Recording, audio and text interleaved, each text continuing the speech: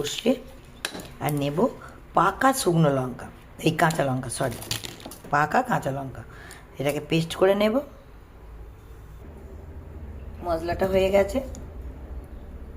Sorry বলতে ভুলে গেছি, এর সঙ্গে দুটো কাজু দিয়েছিলাম, দু চারটে।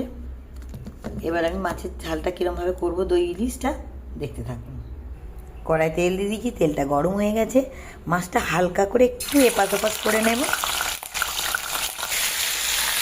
মাছটা 8 পিস মাছ আমি দিয়ে দিয়েছি, হালকা করে শুধু এপাশ ওপাশ করে নেব। এবার এই মশলাটাতেই দিয়ে দেবো হলুদ,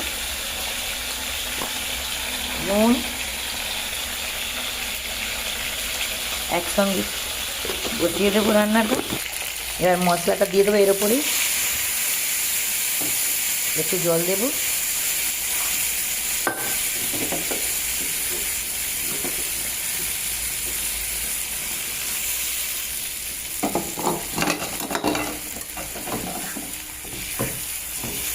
এই দই ইলিশটাও ভাজতে নেই, জাস্ট হালকা একটা তেলে গরম দিয়ে দিয়েছিলাম, দিয়ে একটু চাপা দিয়ে দেব।